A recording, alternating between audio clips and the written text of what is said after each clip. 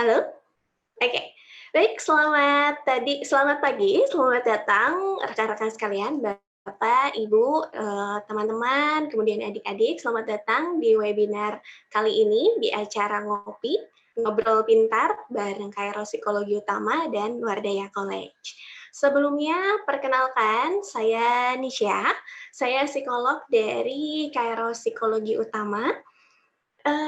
Saya yang hari ini akan menjadi moderator di acara Ngopi kali ini.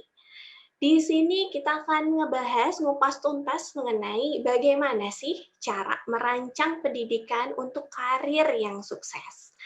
Oke, mungkin di sini sudah pada sering dengar nih salah satu di antaranya, mungkin sering dengar Kairo Psikologi Utama, atau sering dengarnya Wardaya College aja.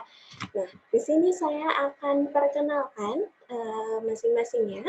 Jadi, Kairo Psikologi Utama, baik.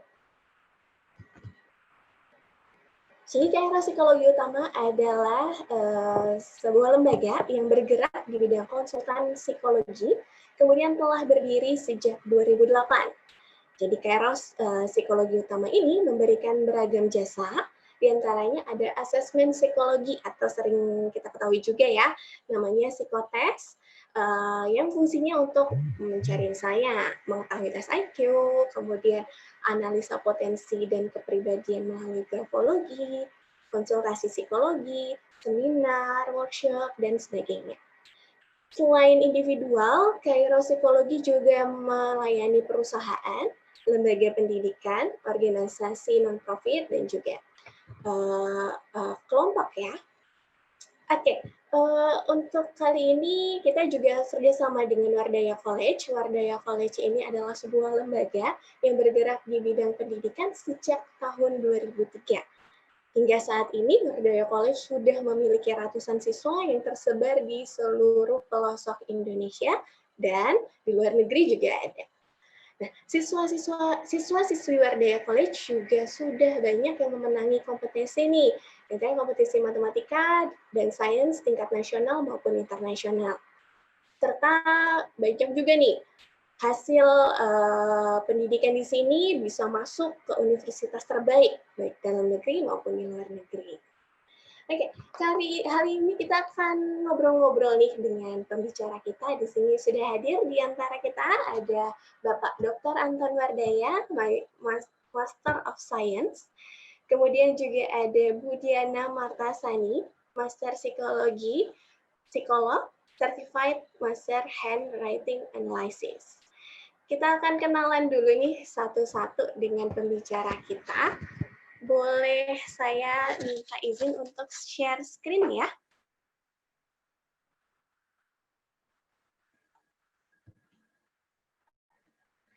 Tunggu sebentar, saya coba share screen dulu.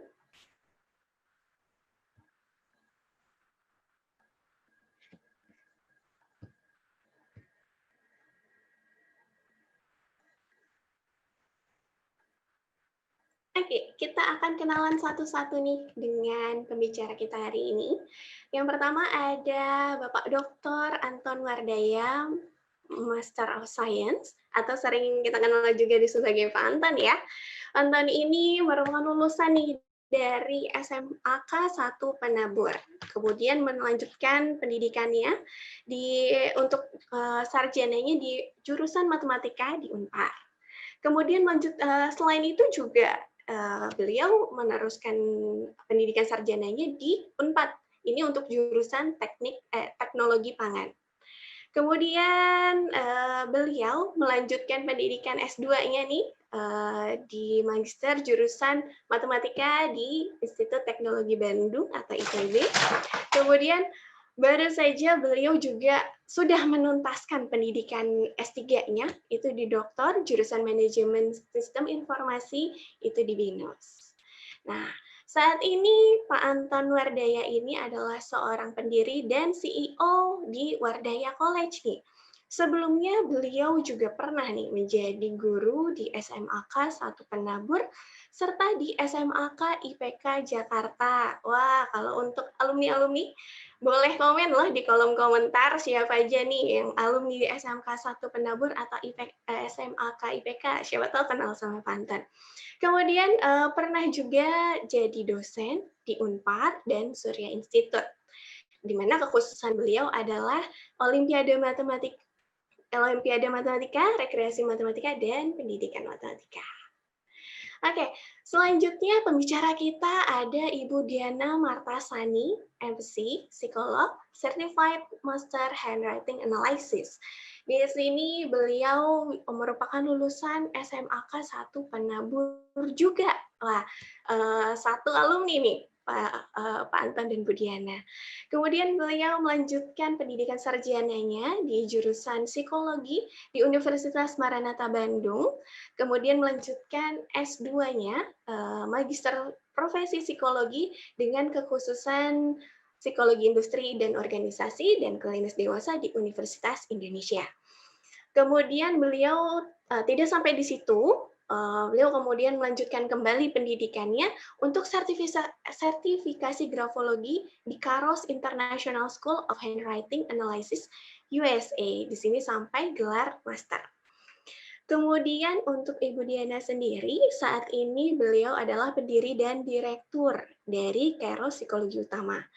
Selain itu juga sebelumnya beliau pernah nih bekerja di bidang HRD atau rekrutmen, kemudian pernah juga bekerja di Career Center UPH. Jadi teman-teman kalau yang punya pertanyaan seputar karir, boleh silakan langsung ditulis aja di kolom komentar. Nanti di akhir sesi akan kita bacakan satu-satu, kemudian nanti akan dijawab oleh pembicara kita hari ini. Kemudian juga beliau pernah menjadi dosen di UPH, Untar, Ukrida, dan UMN. Oke, sekian perkenalan dari saya. Nanti mungkin ada yang ditambahkan sendiri nih oleh pembicara-pembicara jika ada yang kurang. Baik, untuk waktu dan tempat, saya persilakan untuk Pak Anton.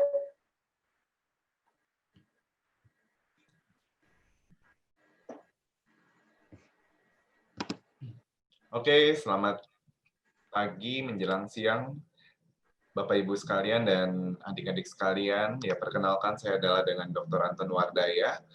Ya, saya adalah CEO dari Wardaya College. Ya. Dan pada kesempatan kali ini kami akan men-sharingkan tentang bagaimana sih merancang pendidikan untuk supaya menuju karir yang sukses ya. Saya bersama Ibu Diana, jadi saya dari sisi akademis dan Ibu Diana dari sisi psikologi. Ya, oke.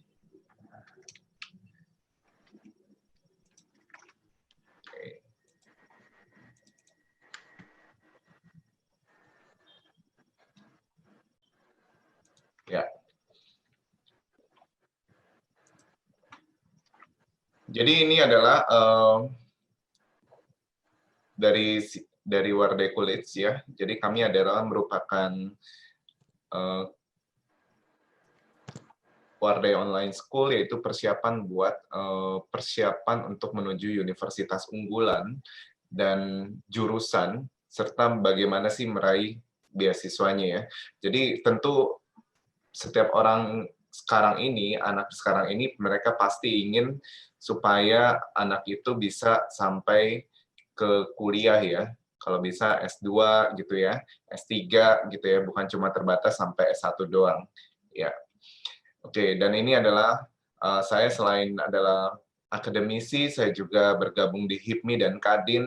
Jadi saya seorang profesional entrepreneur juga. Jadi saya bisa selain penelitian, saya juga tahu bahwa masalah-masalah di dunia industri itu seperti apa. Ya, oke. Dan ini berawal dari trip saya ke England gitu ya, ke UK.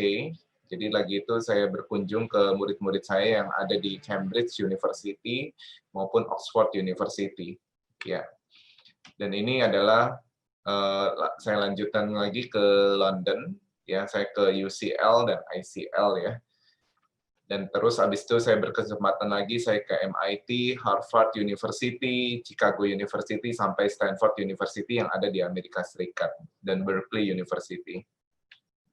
Dan saya berkesempatan juga saya datang ke Google Office ya. Jadi lagi itu saya ada murid saya yang kerja di Google Office dan dia mengajak saya untuk kampus Google kampus tour ya di Google Campus ya. Jadi ini saya berkesempatan untuk melihat kampus Google itu seperti apa. Jadi saya melihat bahwa inovasi itu banyak sekali muncul di negara-negara maju seperti Amerika dan England. Nah, ini adalah 10 keahlian yang harus dimiliki pada tahun 2020 ya. Jadi tahun 2015 kita lihat complex problem solving, coordinating with others gitu ya, sampai creativity. Nomor 10 creativity. Sekarang creativity akan naik ke nomor 3. Jadi complex problem solving, critical thinking, creativity itu menduduki 3 pertama. Sedangkan seperti negosiasi itu bergeser dari 5 ke nomor 9. Karena sekarang ini dengan zaman transparan, digitalisasi, orang itu sekarang sudah bisa membeli misalnya baju secara online gitu ya. Jadi tidak perlu negosiasi lagi ya. Dan ini adalah selain top 10 skill, kita lihat lagi adalah future work skills yang harus dipunyai oleh orang-orang atau nanti kalian yang akan sesudah lulus kuliah, ini akan pekerjaan apa sih yang perlu akan lagi booming ya, lagi tren gitu ya. Ternyata computational work itu tetap menjadi salah satu pilihan ya. Jadi kalau kalian bisa terjun ke arah dunia komputerisasi gitu ya, yang berkaitan dengan teknologi itu sangat dibutuhkan sekali ya. Jadi kalau kita lihat seperti ini, nah akhirnya ini adalah kami makanya buat suatu pathway gitu ya di Wardah College seperti ini supaya dari anak SMA itu menuju ke universitasnya seperti ini. Jadi tentu harapan dari setiap orang tua itu adalah mereka menuju universitas unggulan ya. Dan titik terpenting dalam kehidupan itu adalah dari SMA menuju universitas. Ya, ini adalah alumni Wardah sendiri tersebar di luar negeri ya, dari MIT sampai Singapura dan Hong Kong ya. Jadi ini adalah mungkin tujuan-tujuan dari Bapak Ibu ya dan adik-adik sekalian. Dan ini adalah universitas dalam negeri ya, yang seperti UI, ITB, UGM dan lain-lain. Nah, tentu waktu kita seringkali kita berpikir, Pak, saya ditanyakan, Pak, anak saya bingung ya mau masuk jurusan apa gitu ya. Mereka itu masih mau ini, mau itu gitu ya. Jadi mereka belum jelas gitu. Nah, yang paling jelas gitu ya Bapak Ibu untuk mengukur minat dan bakat anak itu adalah mereka harus sesuai dengan passion mereka. Jangan cuma berdasarkan tren. Wah, sekarang ini lagi tren data science gitu ya. Lagi tren actuarial science. Saya tanya anaknya, Bu, sorry anak Ibu sering megang komputer nggak ya? Dia bilang, nggak pernah, Pak. Ya, saya bilang, kalau nggak pernah, gimana caranya ya mau ngomong data science gitu ya. Jadi ngomong data science itu pasti anaknya mesti suka komputer dulu ya. Kalau nggak suka coding, nggak suka komputer, gimana mereka bisa ke data science? Karena data itu kan banyak sekali. Misalnya 10 juta data gitu ya. Kalau nggak diolah pakai komputer kan nggak mungkin gitu loh. Ya, kalau itu baru 10 juta, kalau misalnya 100 juta data gimana gitu ya. Misalnya 260 juta penduduk Indonesia mau diolah datanya. Nah, itu kan pasti pakai komputer itu. Nah, terus jangan ikut-ikutan teman karena yang menentukan itu adalah kalian, bukan teman kalian, ya. Nah, sekarang ini banyak jurusan baru yang sedang muncul karena di era digital ini. Itu misalnya aktuaria, data science gitu ya. Bisnis digital, bahkan ada pemasaran digital gitu ya. Jadi ini adalah yang harus diketahui orang tua dan anak ya. Jangan sampai yang dulu ya zaman papa mama gitu ya masih modelnya yang kayak gini nih jurusan-jurusannya. Padahal sekarang ini udah nggak relevan lagi gitu ya jurusan tersebut gitu ya. Jadi tolong diperhatikan lagi kenapa supaya hasil anak Bapak Ibu maksimal ya. Nah, menentukan jurusan itu gimana caranya? Kita bisa yang paling akurat ya, maksudnya yang paling gampang terukur, terdeteksi itu dari nilai rapot gitu ya. Lebih cenderung bidang apa, misalnya dia anak saya tuh matematikanya menonjol sekali Pak, gitu ya. Menonjol sekali gitu ya dibandingkan bidang-bidang lain. Nah, itu mungkin saya bisa sarankan bisa ke ini ya, ke jurusan-jurusan kayak kayak statistik gitu ya, atau ke matematik terapan, mungkin nggak harus mesti matematika murni gitu ya, tapi bisa ke matematika terapan atau ke bisnis analitik ya. Nah, terus selain itu adalah tolak ukurnya bisa juga dengan mempergunakan tes minat dan bakat. Karena dari psikolog ini kan mereka bisa mengukur ya potensi anak Bapak Ibu sekalian ya. Jadi ini sangat membantu sekali untuk anak Bapak Ibu bisa mendeteksi potensi anak Bapak Ibu ya. Dan kita juga akan mengadakannya nanti Sabtu depan tanggal 22 Agustus ya. Nah, terus habis itu bisa juga yang ketiga, konsultasi dengan guru, wali kelas, psikolog, atau orang yang memang ahli di bidangnya. Jadi banyak sekali itu orang yang konsultasi ke saya gitu ya. Karena mereka bilang, sekarang ini jurusan banyak sekali Pak, gitu loh. Kami tidak bisa mendeteksi. Nah, kalau saya kan memang sering mapping ya, mapping anak gitu ya. Jadi memetakan anak itu, oh kamu tuh kayaknya nggak suka ngadepin orang, gitu ya. Nggak suka ngadepin orang. Jadi sebaiknya kamu yang di depan komputer gitu ya. Lebih ke research development gitu. Ya. Nah ini kenapa? Kalau misalnya jurusannya salah, biasanya itu kalau saya lihat, ke depannya jadi salah. Jadi dia kuliahnya misalnya A gitu ya, tapi nanti kerjanya nggak relevan dengan A, ke B gitu ya. Jadi banyak yang misalnya kuliahnya teknik, tapi kerjanya di banking gitu ya, padahal nggak relevan gitu loh, sayang gitu, jadinya nggak maksimal gitu ya. Jadi sebaiknya dari jurusan ini, itu bisa menentukan nanti ke depannya. Kalian kuliah itu cuma 4 tahun, kuliah S1 4 tahun ya, umur 18 sampai 22 tahun yang normalnya nih, ya. Mungkin ada yang lebih cepat 3,5 tahun gitu ya. Nah, dari yang kalian harus pikirkan, dari umur 22 tahun kalian sudah bekerja, sampai umur 60 tahun kalian pensiun, anggaplah usia orang pensiun itu 60 tahun, 38 tahun itu kalian mau isi dengan apa? Kalau kalian salah melangkah, ya jurusannya salah, pasti nggak akan maksimal nanti waktu kalian bekerja. Itu. Ya. Nah, ini saya kasih contoh yang paling konkret adalah yang lagi sekarang ini data science gitu ya. Makanya di Wardah College sendiri membuka Departemen Data Science dan Actuarial Science. Jadi, data science itu adalah perpaduan dari computer science, math dan statistik, bisnis atau domain expertise-nya ya.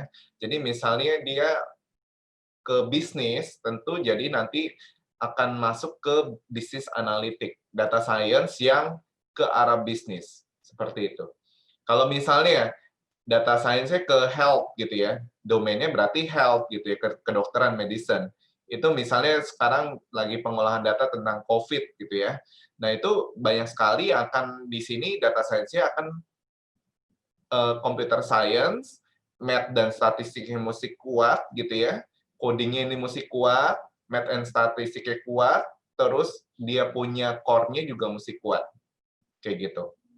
Kayak misalnya di Wardaya, kita domainnya itu kita ke pendidikan gitu ya, mengolah data pendidikan. Karena kita ketiga ini udah kuat memang, makanya kita buka departemen data science. Nah, kalau misalnya computer science sama matematik statistik doang yang bisa, ya berarti kamu ke machine learning itu. Nah, kalau computer science dengan bisnis domain expertise-nya ya, berarti kamu ke traditional software aja. Nah, kalau math and statistik dengan bisnis domain, berarti kamu ke data analis saja. Nah, kalau kamu bisa kuasain tiga-tiganya, computer science bisa, math statistik bisa, terus kamu punya domain expertise-nya juga jelas, kuat, nah kamu bisa masuk ke data science. Itu. Ini sebagai contoh ya.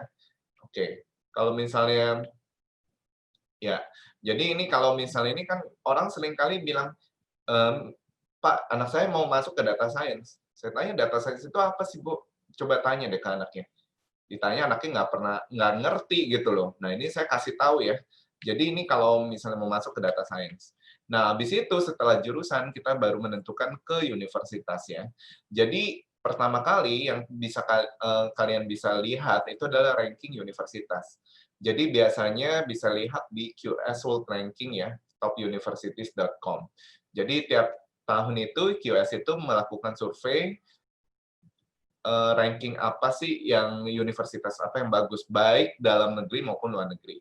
Nah, yang kedua, lokasinya semakin dekat. Semakin dekat lokasi ya, orang tua kan mungkin ya yang luar negeri, ya udah kamu jangan jauh-jauh ya ke Singapura aja yang paling dekat gitu ya. Jangan jauh-jauh gitu ya. Nanti S2, S3 bolehlah ke Amerika atau ke England gitu ya. Atau juga kalau di dalam negeri ya, misalnya tinggalnya di Jakarta, kamu paling jauh ke Bandung aja ya, di ITB gitu ya. Supaya kalau papi mami datang kan cuma 3 jam nyampe gitu kan, mau jengukin. Nah, kebudayaan biasanya mencari kebudayaan yang hampir sama dengan negara asal, ya. Jadi yang ada yang mau kebudayaannya West gitu ya atau East gitu ya, tergantung. Nah, selain itu beasiswa yang ditawarkan. Jadi ada beberapa universitas atau negara itu yang menawarkan memang beasiswa penuh atau parsial. Nah, ini adalah ranking universitas tahun 2000, dianggapnya karena tahun depan 2021 ini yang dimunculkan tahun 2002 buat yang intake tahun 2021. MIT tetap menduduki nomor 1 dunia, 2 itu Stanford, ketiga itu Harvard University. Ya, kalau kita lihat NUS nomor 11 dan NTU itu nomor 13, tetap menduduki nomor 1 di Asia. Ya, jadi kalau tadi dari 1 sampai 10, saya sudah datangin nih nomor 1, 2, 3, 4, 5, yang saya belum datangin itu cuma nomor 6 doang. Saya belum pernah ke Swiss, gitu ya. Tapi yang 1 sampai 10, makanya saya lihat sendiri dengan mata saya, bahwa gimana universitas itu di luar negeri ya, khususnya, eh, kalau dalam negeri sih saya udah sering ke ITB UI ya. Jadi saya bisa tahu gimana mereka itu terus berinovasi. Ya, ini adalah 20 best university di Asia Tenggara. Makanya kalau kita lihat UGM itu tetap nomor 1 gitu ya di Indonesia, tapi nomor 10 di Asia Tenggara.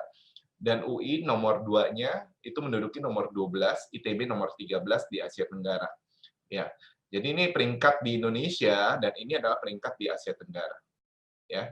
Jadi kalau kita lihat bahwa universitas dan jurusan itu menentukan salah satu yang menentukan masa depan anak-anak Bapak Ibu, menentukan masa depan kalian, ya. Oke. Nah, ini adalah computer science gitu ya. Kalau kalian mau ke computer science atau ke bisnis, kalian bisa lihat univ-univ seperti ini ya. Jadi selain ranking overall-nya, bisa lihat ranking faculty-nya juga. Oke, makanya tadi ini saya kasih pathway-nya Warday College, kembali lagi. Jadi kami sudah mempersiapkan kelas-kelas seperti ini ya, supaya mereka menuju top universities in the world. Ya. Oke, dan ini adalah jalur kelasnya kami. Dan ini kami bulan Agustus ini kami akan mengadakan banyak seminar, webinar ya, seminar online seperti ini, yaitu pada Rabu nanti kami akan kedatangan 7 profesor dari Tohoku University. Tohoku University adalah number one university in Japan. Ya, jadi ini bisa kalian ikuti ya, bisa langsung daftar. Terus tanggal Kamisnya waktu tanggal merah juga, kami akan mengadakan seminar studi di Chinese University of Hong Kong, Shenzhen ya. Jadi ini semuanya ini kelas dalam bahasa Inggris ya, baik di Jepang maupun di China. Ini menawarkan beasiswa penuh ya, beasiswa penuh termasuk sampai bahkan ada yang murid saya itu yang dapat sampai beasiswa living cost-nya juga di cover ya, bukan cuma biaya kuliahnya doang. Dan kami juga mengadakan lagi seminar tentang kuliah di Coventry University, bagaimana cara meraih beasiswa juga, serta Kyoto University. Ya, ini bagaimana cara meraih beasiswanya. Jadi ini adalah kelas-kelas yang berbahasa Inggris ya, yang ditawarkan ini. Ya. Dan ini adalah workshop ya, tanggal 17 untuk anak kelas 5 sampai 12 tahun. Nah, ini kegiatan seminar kami ya, yang akan kami adakan. Jadi Bapak Ibu bisa dengerin seminar ini kami buka untuk umum dan gratis ya. Jadi ini adalah yang sedang running hari ini, terus yang ini yang akan berlanjut kemudian. Oke, jadi kalau Bapak Ibu ingin terkonek dengan kami, Bapak Ibu bisa hubungi sekretariat kami seperti ini. Ya. Dan ini adalah media sosial kami. Oke, terima kasih untuk waktu dan presentasinya, dan selanjutnya kami persilahkan untuk Ibu Diana.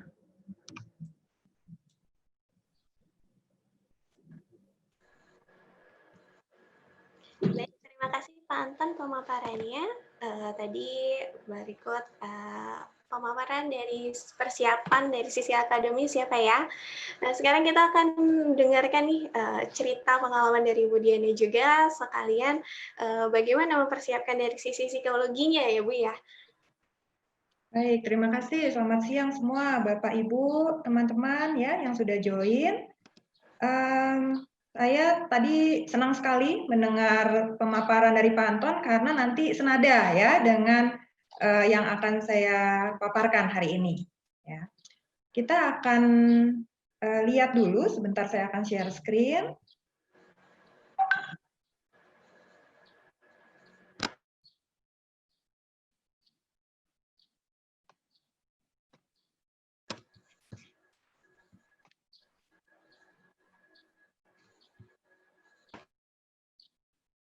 Baik, sudah terlihat ya.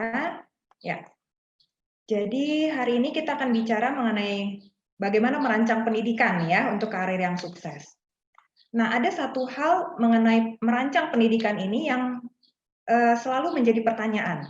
Sulit nggak sih untuk merancang pendidikan gitu ya? Biasanya orang tua bilang cukup sulit ya untuk bagaimana memikirkan pendidikan anak karena memang energi yang paling besar biasanya orang tua adalah memikirkan mengenai ini ya. Ada satu data yang saya ambil dari Kompas, ini tahun 2018. Nah, ini datanya. 90% calon mahasiswa di Indonesia bingung dalam memilih jurusan kuliah. Nah, ini tahun 2018. Saya nggak tahu apakah sekarang jadi makin sulit, makin bingung, atau semoga sudah lebih baik gitu ya kondisinya. Tapi ini satu informasi yang perlu diperhatikan bahwa ternyata sebagian besar calon mahasiswa itu bingung dalam memilih jurusan. Ya, tadi juga Pak Anton sebutkan banyak sekali yang bingung harus masuk jurusan apa. Nah, ini memang ya kenyataan yang ada. Lalu 87% mahasiswa yang telah kuliah, jadi sudah kuliah, merasa salah dalam memilih jurusan. Nah, ini kan kalau melihat angka ini, wah betapa sulit ya gitu ya untuk menentukan jurusan sampai yang sudah memilih pun merasa salah.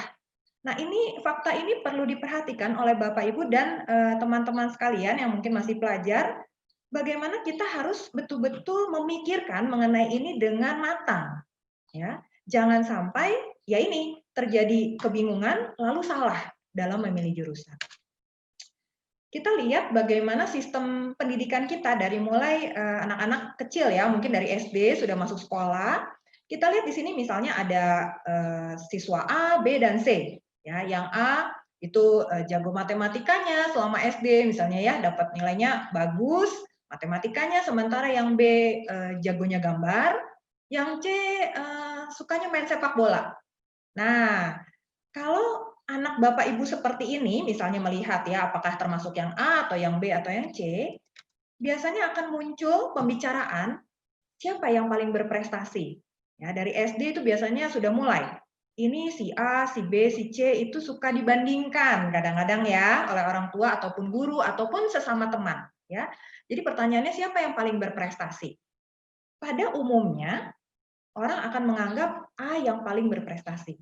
Kenapa? Karena nilai-nilainya cemerlang. Ya, di raportnya mungkin matematikanya 90, fisikanya 90 misalnya ya, seperti itu. Kalau SD mungkin IPA-nya yang menonjol dan seterusnya. Biasanya kita akan langsung mengatakan bahwa A yang paling berprestasi. Tapi pertanyaannya setelah dia SD, SMP, dan SMA, kemudian masuk ke perguruan tinggi, nah jika ketiga orang yang sama ini masuk ke jurusan desain, kira-kira siapa yang paling berprestasi? Ya, nah, ini menjadi satu perenungan. Artinya, mungkin seorang anak bisa berprestasi dari SD sampai SMA karena hal yang tadi dianggap lebih penting, tetapi ketika masuk pendidikan tinggi, nah ini jadi hal yang berbeda. Ketika masuk jurusan desain, si A, si B, dan si C, kita akan bisa lihat si B punya potensi berprestasi yang jauh lebih besar. Karena dia memang dari kecil menunjukkan kemampuan ataupun minat pada desain atau menggambar. Ya, ini satu ilustrasi saja untuk melihat bagaimana kita sebetulnya harus peka terhadap bakat dan minat anak. Ya. Di sini kita lihat pilihan jurusan merupakan langkah awal menuju karir yang sukses. Nah, ini hampir sama tadi ya dengan statementnya Pak Anton. Artinya, baik dari segi akademisi maupun dari praktisi seperti saya, sama. Kita merasa bahwa ini adalah satu langkah yang perlu dipikirkan dengan baik.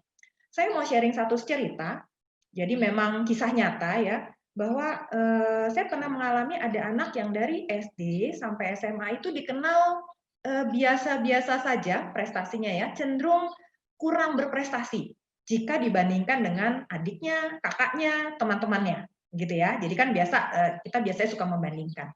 Itu biasa sekali prestasinya, malah kadang-kadang agak sulit gitu ya untuk naik kelas tuh dia harus berusaha keras gitu. Nah, sehingga tidak banyak ekspektasi yang dilakukan baik orang tua maupun guru-guru terhadap anak ini. Ya, yang penting bisa sekolah, bisa naik kelas, masuk perguruan tinggi sudah bagus gitu ya. Nah, ketika dia masuk ke perguruan tinggi, dia mengambil manajemen jurusannya. Jurusan yang mungkin buat orang itu jurusan yang paling umum begitu ya. Dia masuk manajemen. Kenapa dia masuk manajemen? Salah satunya nanti berdasarkan memang dari tes bakat minatnya gitu. Nah, ketika dia masuk manajemen, ternyata dan orang tuanya menyampaikan ini ke saya dan mereka semua kaget, ternyata anak ini menjadi number one. Bayangin, yang tadinya tidak pernah berprestasi, bahkan kesulitan gitu ya untuk naik kelas, ketika dia memilih jurusan yang tepat, dia berprestasi. Menjadi 3 besar di universitasnya, begitu ya, di pilihan jurusannya, dan mendapatkan beasiswa. Luar biasa gitu ya. Anak ini tumbuh menjadi sangat percaya diri karena hal ini dan orang tuanya bangga. Ketika diberitahukan informasi ini kepada guru-gurunya, jadi guru sekolahnya, mereka semua nggak percaya. Ya kaget, wah bisa ya anak ini seperti ini. Jadi hebat sekali gitu, ketika kita bisa memilih jurusan yang tepat, Anda bisa berprestasi dengan sangat optimal. Ya, ini penting sekali. Dan sekarang anak ini sudah bekerja di perusahaan yang sangat baik, ya, dan menjadi waktu itu dia jalurnya dari manajemen trainee dan berkarir dengan sangat baik. Ya. Jadi jangan khawatir buat Bapak Ibu yang anaknya kelihatannya biasa-biasa saja gitu mungkin waktu SD, SMP, SMA, ketika bisa memilih jurusan yang tepat, maka karirnya bisa sukses. Ya. Sebaliknya, yang waktu SD sampai SMA berprestasi juga hati-hati. Kalau salah memilih jurusan, itu juga menjadi sangat tidak optimal nantinya. Ya. Ini ada beberapa hal yang perlu diperhatikan kalau kita bicara karir dan kesuksesan ya. Pribadi itu akan bisa sukses kalau dia memang memiliki beberapa aspek yang menunjang. Ini ada beberapa yang saya akan bahas sedikit di sini. Yang pertama adalah aspek kemampuan atau bakat atau potensi. Biasanya orang tua melihatnya dari segi IQ, ya, tapi sebetulnya pada perjalanan kehidupan seorang anak ketika dia sekolah, itu bisa dilihat juga dari nilai raport, ya, dari nilai-nilai yang dia hasilkan di sekolah atau dari prestasi yang dia hasilkan di luar bidang akademik. Ya, jadi ini bukan hanya bidang akademik, silakan. Ada yang punya bakat musik, ada yang punya misalnya bakat seni, silakan dikembangkan. Ya, waktunya eksplorasi itu memang waktu anak dari usia dini sampai dengan SMA itu silahkan dieksplor semuanya. Ya, apa kemampuannya, apa bakatnya, dorong, dukung. Ya. Lalu kedua adalah minat. Mungkin ada anak-anak kita yang mampu tapi kurang minat. Nah ini juga perlu diperhatikan. Ya, jadi sebaiknya memang kita melihat apa yang dia mahir, gitu ya, mudah untuk mengerjakan dan dia suka. Ya, dia menghabiskan banyak waktu untuk melakukan satu hal itu dengan kegembiraan, ya, itu passion. Apa yang dia senang lakukan, ya, itu bagian minat. Selain itu ada juga yang mendukung sikap kerja atau kita nanti sebut adversity quotient. Nanti saya akan bahas lebih lanjut. Ya, apa itu adversity quotient? Apa itu sikap kerja? Ya, tapi yang pasti sikap kerja ini menentukan. Ketika misalnya kita sebagai pengusaha misalnya ya, atau saya dulu di HRD. Ketika kita merekrut karyawan yang pandai, kita senang, ya. minat di bidangnya, bagus di bidangnya, kita senang. Tetapi misalnya sikap kerjanya tidak baik, nah ini akan menjadi masalah. Ya. Orang yang misalnya males-malesan untuk bekerja, tidak ada effort untuk menghasilkan yang terbaik, nah ini juga menjadi masalah. Walaupun dia pandai, ya, dan bidangnya sudah benar misalnya, tetapi attitude dalam bekerja itu penting. Ya. Lalu ada segi kepribadian. Nah ini juga penting, ya. Nanti kita akan bahas di segi emotional quotient, ya. Ini bagian kepribadian. Jadi ini sangat mendukung karir kita ke depan. Ya, sebagaimanapun kita pandai, sikap kerja sudah baik, tapi kalau dari segi kepribadian kita kurang optimal untuk dikembangkan, ini juga akan sulit. Ya, karena kenapa? Dalam karir itu kita butuh hubungan dengan orang lain. Walaupun melalui digital media gitu ya, tapi tetap ada sentuhan-sentuhan yang harus kita bisa lakukan ya terhadap pengguna jasa misalnya, atau juga bagaimana kita mengontrol emosi. Kadang-kadang misalnya jualan online, tapi yang nanyanya bikin emosi gitu ya, kan kita jadinya males jualan. Misalnya seperti itu. Nah ini kan perlu diatasi. Ya.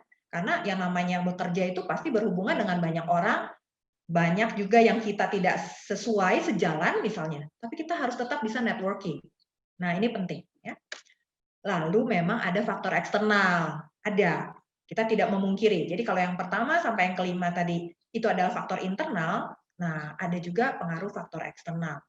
Misalnya kesempatan, ya, misalnya dukungan orang lain, ini ada. Tetapi porsinya tidak terlalu banyak. Kita akan lihat sama-sama dari yang kemampuan, atau kita sering sekali kita berbicara mengenai IQ, ya, intelligence quotient. Apa sih yang disebut IQ gitu ya? IQ atau intelligence quotient, dari namanya saja, intelligence itu artinya memang kecerdasan, dan quotient itu adalah pengukuran, angka. Jadi memang IQ itu akan berupa skor, ya, angka yang mengukur potensi logika berpikir secara umum dan dibandingkan dengan norma usianya. Jadi memang sifatnya karena angka tadi ya kuantitatif. Kita bicara IQ berarti akan bicara skor dibandingkan dengan norma usianya. Jadi memang tujuannya itu. Nah, sebetulnya ini baik, artinya begini, kita bisa lihat, oh ternyata anak saya berkembang nih, potensi berpikirnya sesuai dengan rata-rata seusianya. Itu baik. Nah, ketika dilihat, oh kurang misalnya ya, kok dia berkembangnya kurang ya dibandingkan norma seusianya. Nah, itu silahkan dibawa misalnya ke psikolog untuk bisa dilihat kenapa nih tidak optimal perkembangan kecerdasannya. Ya, apakah ada hambatan konsentrasi, apakah ada hambatan yang lain, itu yang sebetulnya tujuannya begitu. Namun seringkali yang digunakan adalah dibandingkan dengan orang lain yang sama-sama pandai misalnya, atau dibandingkan dengan kakak adiknya. Jadi bukan norma usianya gitu ya, tapi dibandingkan dengan orang-orang lain. Nah, ini yang menjadi permasalahan karena ada anak-anak kita yang mungkin secara IQ ini ketika dikeluarkan angkanya itu tidak setinggi yang lain. Ya. Nah, anak-anak ini akan berkembang menjadi minder. Dia nggak percaya diri. Padahal seperti kita tahu tadi, IQ itu bukan segala-galanya. Ya. Pengukuran IQ kalau memang mau dilakukan oleh Bapak Ibu, ya, saya sarankan dilakukan secara individual. Ya, jangan yang klasikal. Kenapa? Memang klasikal membantu ya. Kalau misalnya di sekolahan, mungkin ya kita akan sangat terbantu dengan pengukuran yang sifatnya klasikal ini. Tapi kalau Bapak Ibu memang tujuannya untuk mengetahui kecerdasan, lebih baik dilakukan individual, itu menggunakan alat ukurnya berupa Wechsler ya. Itu karena kenapa? Karena di situ ada namanya IQ performance. Jadi bukan hanya mengukur anak itu dari segi verbal, pemikiran, ya, dan yang tertulis, lalu dilakukannya beramai-ramai begitu ya. Nah itu kurang bisa mengukur keseluruhan. Kalau gambaran umum, iya, gambaran umum kita bisa dapatkan. Karena kenapa? Lebih cepat. Ya, 50 anak sekaligus kita bisa ukur dan hanya tertulis begitu.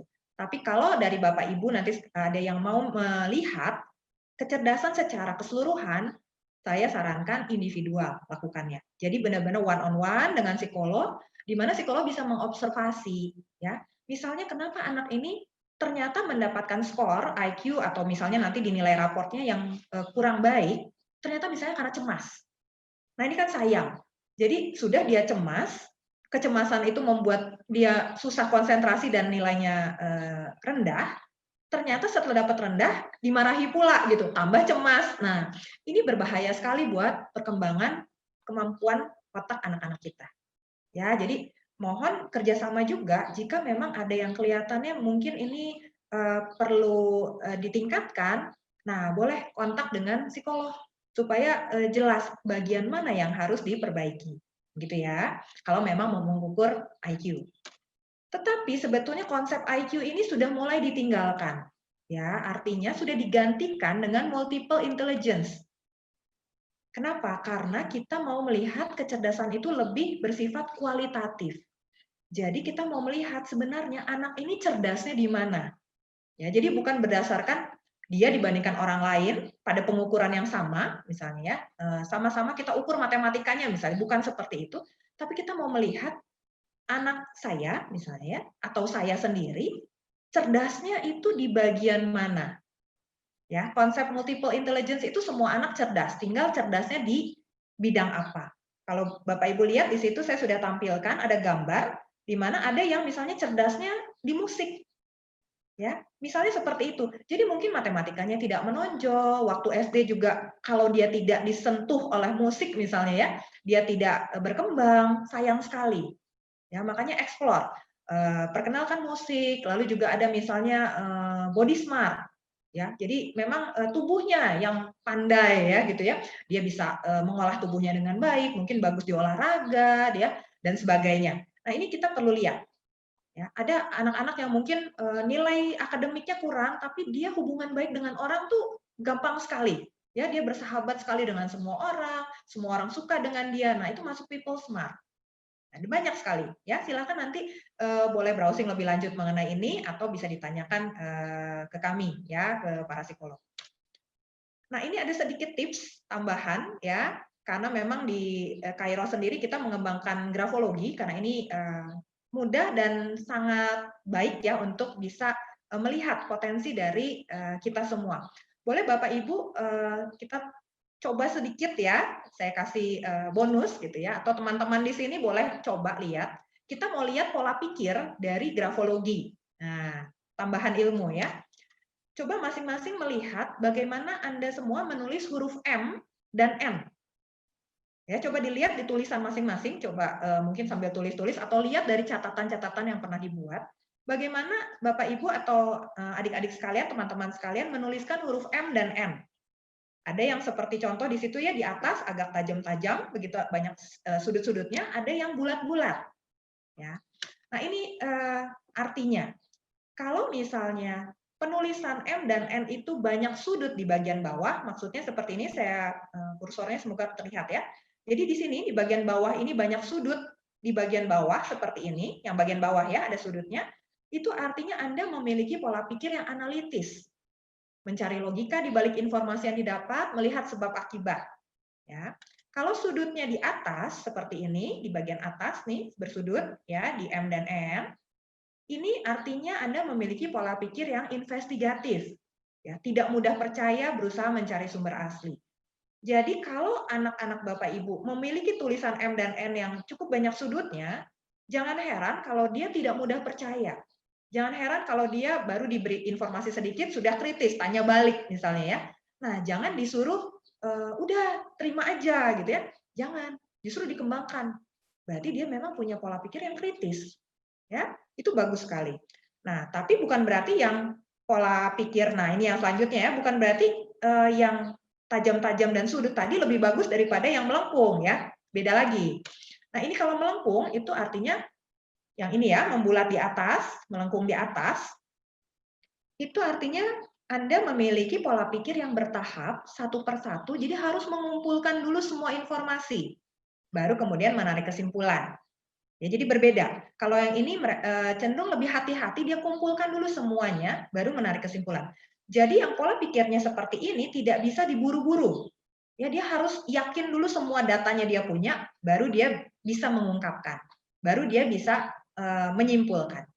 Ya, sehingga kalau anak-anak Bapak Ibu tulisan M dan N yang melengkung seperti ini di bagian atas, jangan diburu-buru. Ya, jangan ayo cepat. Jadi gimana nih gitu ya. Kasih dia waktu. Kasih dia waktu untuk mengumpulkan dulu semua informasi, tapi setelah terkumpul dia akan yakin. Ya, daripada diburu-buru nanti dia nggak yakin. Nah, ini salah satu contoh saja ya bagaimana kita bisa melihat kaitan antara tulisan tangan dengan pola berpikir. Nah, tulisan tangan ini juga bisa melihat hal lain ya, selain pola pikir banyak sekali, kepribadian, sikap kerja, dan sebagainya. Ya, ini hanya bonus saja untuk Bapak Ibu bisa coba melihat.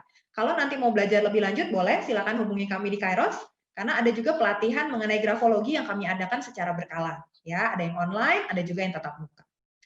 Oke, kita lanjut. Selain kemampuan, tadi ada minat.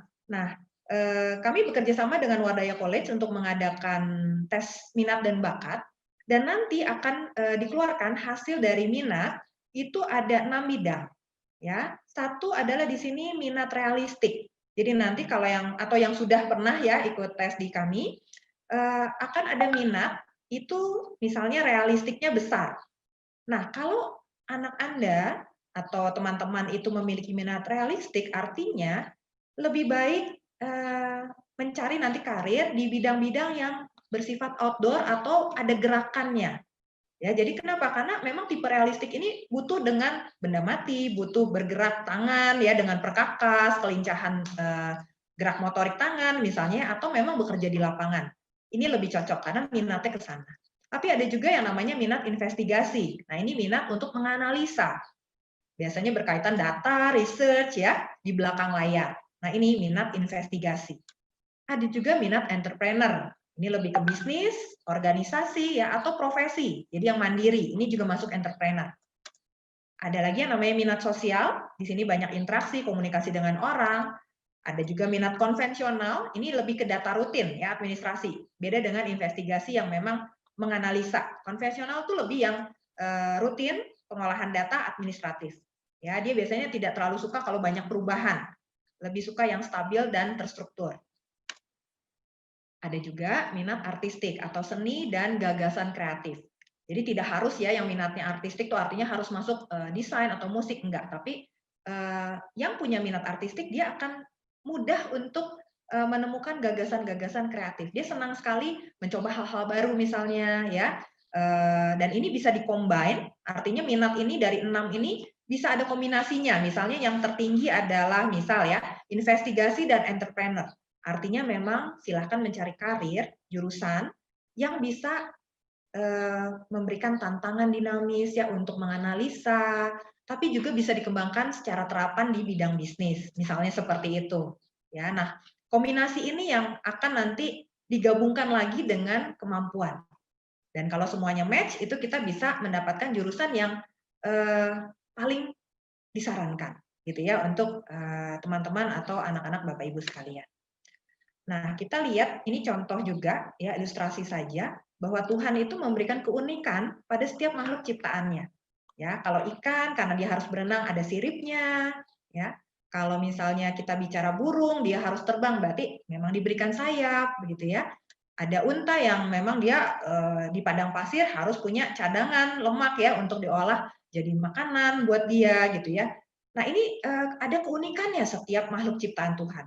Nah, manusia juga begitu, ya. Ada bakat, ada minat yang unik setiap dari manusia ini. Nah, ini yang perlu ditemukan oleh orang tua dan ditemukan juga oleh kita semua, ya teman-teman sekalian. Proses belajar mencari bakat dan minat. Kenapa? Karena pasti Tuhan memberikan maksud tertentu, ya menciptakan kita seperti itu. Kalau kita semua diciptakan semuanya jago matematika saja, misalnya ya, wah repot nih. Nanti nggak ada yang menciptakan lagu, ya. Dunia seperti apa kalau seperti itu? Nggak bisa ya, semua punya tempatnya masing-masing. Jadi berbanggalah dengan keunikan masing-masing, ya, dan kembangkan. Itu yang paling penting. Nah, ini adalah pertimbangan untuk memilih, ya, selain dari bakat dan minat yang tadi saya sampaikan. Pertama adalah kita perlu memikirkan pendidikan formal dan non formal. Ada hal-hal yang mungkin kita mampu ya berbakat dan kita minati, tetapi kita putuskan untuk mengambilnya di jalur non formal. Itu bisa. Ya, jadi silakan Bapak Ibu pikirkan, teman-teman juga, mana yang mau kita bawa dalam bidang formal, pendidikan formal, dan mana yang non formal. Ya, karena ini dua-duanya bisa jalan. Jadi kalau misalnya yang bingung ambil A atau B, coba dilihat, mungkin ada satu kita ambil jalur formal, yang satunya dikembangkan di non formal, bisa seperti itu. Ya, ada misalnya pendidikan-pendidikan yang kita sebut profesi. Nah, profesi ini harus formal. Tidak ada profesi yang non formal. Nah, ini perlu dipertimbangkan. Misalnya dokter, dokter gigi ya, psikolog, notaris, lawyer, itu semua harus menempuh bidang pendidikan formal. Jadi tidak bisa misalnya kita berpikir, oh kalau gitu saya ambil, misalnya saya suka komputer misalnya, saya ambil komputer dulu, nanti setelah lulus, saya mau jadi psikolog misalnya. Nah itu dia harus ngulang lagi pendidikan profesi psikolognya. Jadi sarjana psikologi lagi ya, lalu ambil profesi lagi. Jadi nggak cocok gitu ya dengan perkembangan kalau kita memikirkan profesi itu di belakang. Jadi kalau ada pilihan profesi, lebih baik itu yang dimasukkan di formal. Sementara yang lainnya menjadi non formal. Ya, kalau ada misalnya saya mau ambil dokter atau bisnis misalnya, ya. Dalam hal ini lebih baik ambil yang formalnya dulu, dokternya. Ya, karena ini profesi sifatnya. Sementara mungkin bisnis bisa dipelajari non formal. Ya, otodidak atau misalnya dengan nanti S2-nya, formal juga misalnya ambil S2 bisnis itu bisa. Tapi tidak bisa misalnya dibalik. Ambil manajemen dulu lalu S2-nya ambil dokter, itu nggak bisa ya, karena dokter harus dari S1 lagi. Ini pertimbangan ya untuk memilih supaya kita tidak salah dalam memilih. Lalu ada juga pertimbangan spesifik hard skill.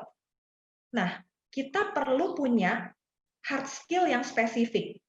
Apakah itu dalam bidang formal ataupun dalam non formal, tapi ini perlu. Silakan dipilih kita mau mengembangkan hard skill di bidang apa. Ya, yang senang coding, programming silahkan kembangkan. Ya, yang senang desain silahkan kembangkan. Bahasa asing silahkan.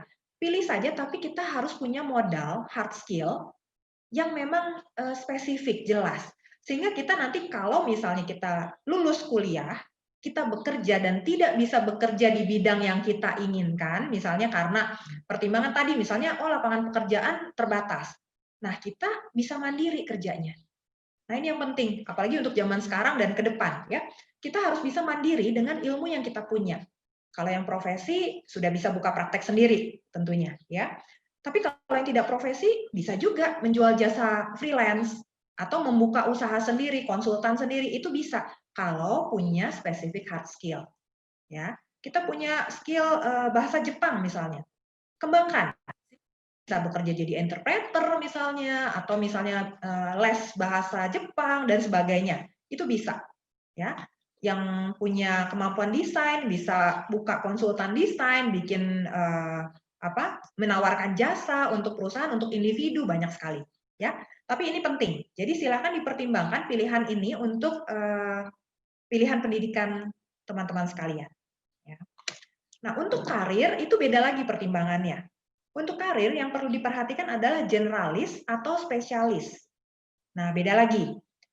Ketika masuk ke dalam karir, saya dulu di HRD seringkali harus bertanya pada karyawan yang baru masuk, apakah Anda berminat menjadi generalis atau menjadi spesialis di perusahaan? Kenapa hal ini penting? Karena begini, pada saat kita lulus, kita punya misalnya ijazah, itu biasanya spesialis ya, misalnya saya teknik industri misalnya, atau teknik informatika, programming dan sebagainya. Itu adalah spesialisasi kita. Tetapi pada saat masuk perusahaan, pertanyaannya adalah kalau kita terus-menerus di bidang spesialisasi, jenjang karir ke atas itu akan lebih sulit. Kenapa? Karena jenjang karir ke atas membutuhkan orang-orang generalis. Artinya kalau kita tadi menjadi spesialis di awal tidak masalah, tetapi kita harus membuka diri untuk belajar semua hal, semua ilmu harus belajar. Contoh, misalnya seperti saya atau Pak Anton, ya, yang kita mendirikan satu usaha, mau tidak mau pasti tidak hanya spesialis masing-masing, tapi kita jadi belajar keuangan.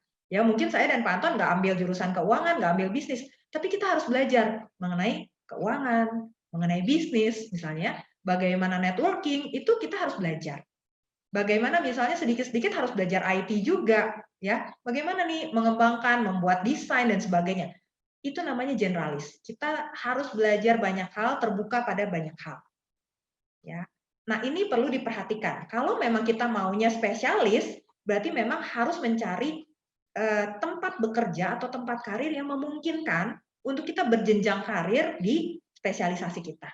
Itu menjadi tantangan, karena biasanya di perusahaan, spesialis akan bertanggung jawab kepada generalis.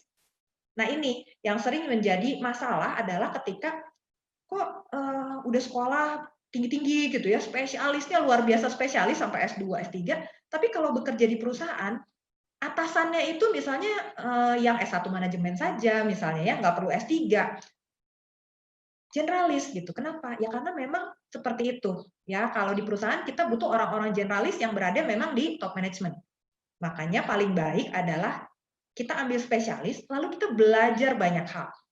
Otomatis kita bisa menjadi spesialis dan kita juga bisa menjadi generalis. Nah, itu yang terbaik sebetulnya. Ya, kalau tidak bisa seperti itu, bisa tetap spesialis, silahkan membuka usaha sendiri. Nah, itu bisa pada bidang spesialisasinya. Ya, itu gambarannya untuk pertimbangan pilihan dari segi karir. Nanti silahkan kalau ada yang mau ditanyakan, bisa di sesi tanya jawab. Nah, di luar ini, kita akan bahas dua lagi yang penting adalah adversity quotient dengan emotional quotient. Kata quotient sebetulnya di adversity ataupun di emotional itu sebetulnya berbeda dengan IQ. Ya. Kalau IQ, quotientnya itu betul-betul berupa angka, skor yang bisa memang dibuktikan begitu ya dari penelitian, dari norma usia. Tetapi karena waktu itu hits IQ ya, lalu orang mulai membuat AQ ya. AQ ini jadi supaya ada Q-nya gitu ya. Jadi orang lebih umum atau familiar dengan adversity quotient ya, AQ atau AQ. Nah, padahal sebetulnya kita tidak bisa mengukur ini secara kuantitatif. Ya, ini diukurnya secara kualitatif sebetulnya. Ya. Apa itu yang namanya adversity? Adversity itu kemampuan untuk mengatasi kesulitan dan sanggup untuk bertahan dalam kehidupan. Itu artinya. Ya. Jadi seseorang yang memiliki kecerdasan adversity artinya dia cerdas untuk bisa mengatasi kesulitan. Dia punya daya tahan, tidak mudah menyerah. Nah, ini seringkali yang terlewat. Ya, Bapak Ibu atau teman-teman sekalian mengejar IQ nih, membanding-bandingkan IQ, tetapi lupa bahwa ada hal yang penting, jauh lebih penting sebetulnya dari IQ, yaitu adversity ini. Ya, bagaimana harus anak itu cerdas dalam mengatasi kesulitan. Kenapa? Karena kesulitan dalam persoalan matematik misalnya, atau kesulitan dalam mengerjakan ujian itu berbeda dengan kesulitan di dunia nyata. Ya, dalam matematik mungkin dia bisa cerdas, tetapi ketika dia berhadapan misal dia pacaran dan putus misalnya, nah itu dia bingung gimana cara menghadapinya. Misalnya seperti itu, ya. Atau ketika berkarir, kemudian ada teman kerja yang misalnya tidak suka gitu ya, lalu mencoba menjatuhkan. Nah, itu bagaimana? Bagaimana dia bertahan? Bagaimana dia bisa cerdas mengatasi itu? Itu penting. Dan itu tidak diajarkan biasanya di sekolahan. Makanya orang tua saya himbau untuk bisa mengajarkan ini kepada anak-anaknya. Ya, bagaimana orang tua memberi contoh bahwa misalnya kita itu gagal, lalu bagaimana? Jadi anak jangan diajar untuk sukses terus ya. Kita juga perlu mengajarkan bagaimana ketika mengalami kegagalan. Karena tidak ada orang di dunia ini yang hidupnya selalu mulus. Ya, betul ya? Tidak ada yang semuanya sukses. Orang sukses itu pernah gagal. Dan itu yang membedakan. Orang yang sukses adalah orang yang gagal, tapi dia bertahan dan tidak menyerah. Nah ini, di sini adversity ini menjadi sangat penting. Kita lihat, kalau di dalam pemeriksaan psikologis biasanya disebut sikap kerja atau attitude. Nah ini biasanya lebih kepada dunia kerja sifatnya. Ya, jadi bagaimana misalnya motivasinya, bagaimana ketekunannya itu diukur dalam psikotes, lalu dikeluarkan dalam bentuk sikap kerjanya. Nah ini juga penting untuk di dunia kerja, bagaimana dia bertekun. Misalnya dia bekerja, lalu misalnya diberikan pekerjaan yang sangat banyak, apakah dia masih tekun? Ya, itu penting. Atau misalnya pekerjaannya tidak dihargai oleh atasan, apakah dia masih termotivasi? Nah ini penting. Ya, bagaimana dia bisa nanti mengatasi hal-hal seperti itu. Ini yang seringkali membuat seseorang sukses dalam karir dan kehidupan, walaupun tidak memiliki IQ yang superior dan pendidikan yang hebat. Ini penting ya. seringkali kok dia bisa ya, banyak saya lihat ada beberapa pertanyaan. Ada tuh orang-orang yang sukses padahal pendidikannya tidak tinggi, misalnya seperti itu. Betul, tapi berarti dia punya adversity yang sangat baik. Ya, kecerdasan untuk mengatasi kesulitannya itu tinggi pasti. Nah, ini yang penting ya. Jadi sekali lagi, kalau kita punya IQ yang sudah baik, itu bagus. Pendidikan yang bagus lebih hebat ya. Tambahkan lagi dengan adversity yang baik. Ya, kemampuan mengatasi kesulitan. Lalu ada lagi, selain itu ada yang namanya emotional quotient. Ini juga kita mengukurnya secara kualitatif ya, tidak ada skor angkanya, tetapi bagaimana seseorang bisa cerdas secara emosi. Nah, seringkali cerdas secara emosi ini hanya dikaitkan dengan bagaimana dia bisa tidak marah-marah, misalnya seperti itu. Tapi ternyata, silakan nanti Bapak Ibu kalau mau mempelajari lebih lanjut ya mengenai emotional quotient ini, ternyata menyangkut 5 hal. Apa saja? Yang pertama adalah mengenali emosi diri. Ya, jadi diri sendiri dia bisa kenal emosinya, apakah itu kecewa, apakah itu sedih.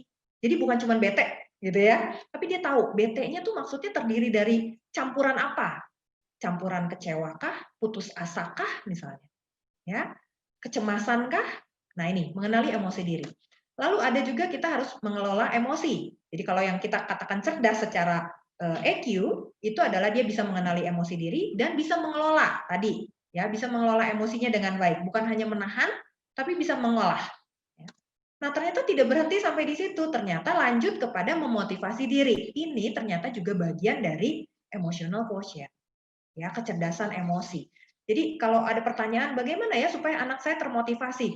Nah, mungkin perlu mulai dari mengenali emosinya dulu. Ya, jadi bukan dengan reward punishment begitu, tapi kenali dulu emosi anak ini seperti apa. Bisa nggak dia mengelola? Kalau dia bisa mengelola, dia akan bisa memotivasi dirinya sendiri. Nah, itu ya. Lalu setelah itu dia harus bisa mengenali emosi orang lain. Banyak orang-orang yang tidak peka dengan emosi orang lain, artinya masalah dalam kecerdasan emosi ini. Ya, dia hanya bisa diri sendiri tapi dengan orang lain belum bisa. Nah, ini sebetulnya bagian ya dari kecerdasan emosi. Lalu yang terakhir adalah membina hubungan. Jadi sebetulnya seseorang dikatakan cerdas secara emosi kalau memenuhi kelima hal ini. Ya, jadi bukan hanya poin 1 dan 2 tapi harus sampai ke dia bisa membina hubungan yang baik dengan orang lain. Nah, ini bagian dari kecerdasan emosi. Nah, kalau kita bisa excellent di semua hal ini, wah, berarti akan sangat optimal gitu ya, baik dalam kehidupan, dalam karir, itu ideal sekali. Tapi kalaupun tidak atau belum ideal, tidak masalah, paling tidak kita menuju ke sana. Kita tahu bahwa apa yang harus dikembangkan itu banyak dalam diri kita. Jadi jangan cepat berpuas diri, misalnya, oh saya sudah berhasil gitu ya, masuk ke universitas unggulan, itu bagus, tapi tambahkan lagi.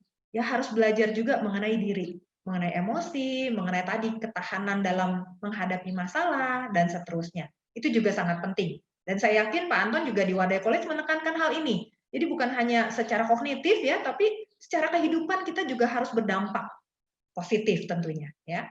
Nah, ini jadi saya boleh simpulkan kalau sukses itu seperti apa? Sukses itu mencapai apa yang diinginkan, ya. Kita semua punya keinginan dan keinginan ini bisa beda-beda antara orang yang satu dengan yang lain. Nah, hati-hati untuk Bapak Ibu, apakah keinginan Bapak Ibu sama dengan keinginan anak Anda? Nah, ini yang seringkali menjadi masalah ketika anak mengukur kesuksesannya berbeda dengan orang tua, ya. Apa yang diinginkan? Lalu dia bisa mencapai apa yang diinginkan, tapi dia enjoy nggak? Dia menikmati nggak?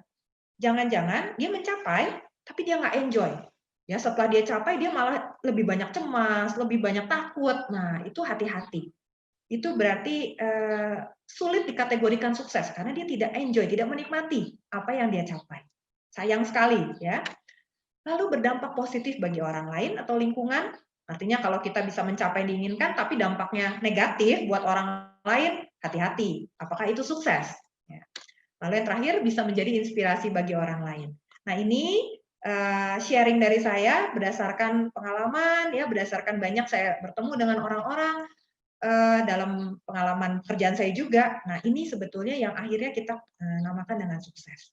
Nah, mungkin itu pemaparan dari saya, ya.